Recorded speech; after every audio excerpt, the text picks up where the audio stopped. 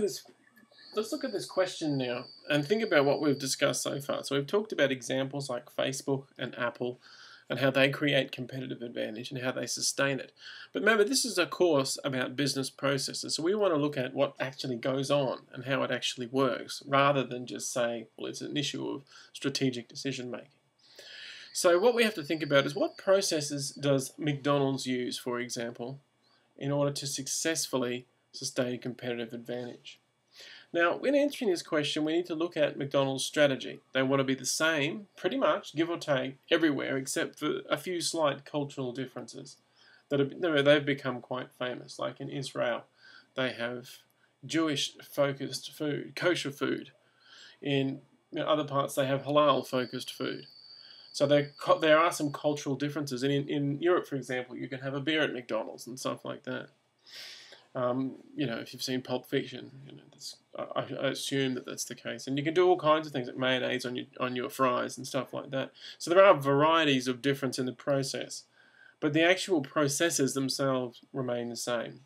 You approach the counter, you ask for a burger that's on a preset menu, somebody makes that burger, you purchase it, and as you purchase it, they ask you a set group of questions. Would you like fries with that? Would you like to upsize that? Would you like a drink with that? And all of that is part of a process that has been made into a sustainable competitive advantage. How do they do it? Well, they've systemized their business in a closed way so that every step of every process has been mapped out completely across the entire business. We're talking about logistics, supply chain management, and operations management. All of it has been completely and utterly mapped out. Now, they've systemized everything, and also, cheap labor comes into it, exploitation, things like that.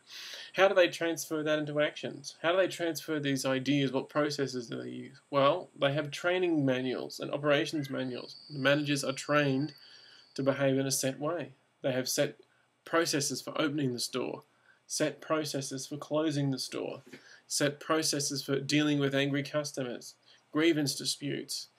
They have set processes for dealing with food disposal, wastage, you name it. Everything that you see is a fine, well-oiled machine that's been narrowed down to a set of steps.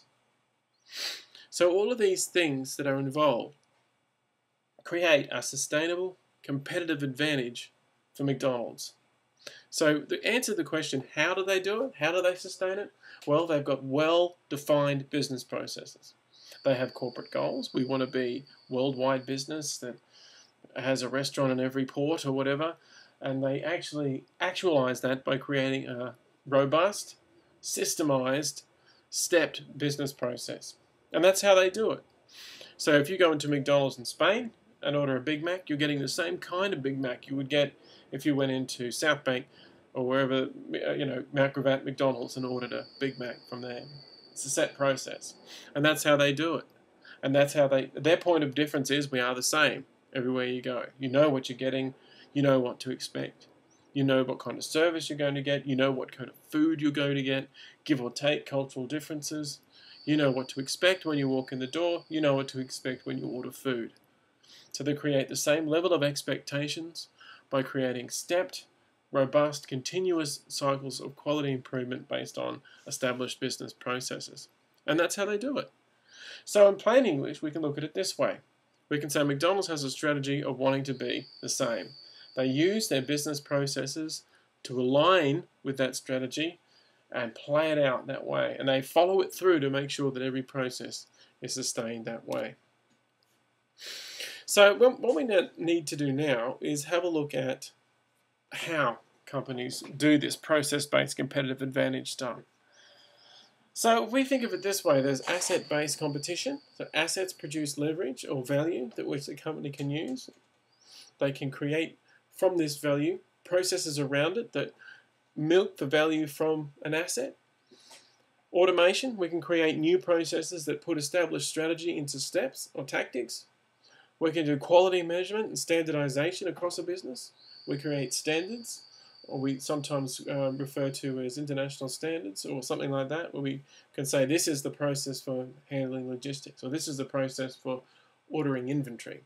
And we create a standardized, quality-proofed process that goes from start to finish and is exactly the same everywhere else. and that's automation and quality and error proofing. Alliances is another thing that we can do for process-based competitive advantage. We can look at unique partnerships between us and industry, working with people offshore as well as onshore, as we talked about a couple of weeks back. We can create all kinds of different processes and alliances to help us sustain our competitive advantage. But notice, the one thing in all of these things is that it's process-based. So we have assets, we have automation, we have standards and quality and error proofing and unique partnerships. All of these things create a sustainable competitive advantage. If our asset base continues to grow, like one of the smart things we see businesses do is to buy up property once they have profits. See, by doing that, they sustain an asset base that produces leverage. Now, that asset base may not produce immediate income, but it certainly does produce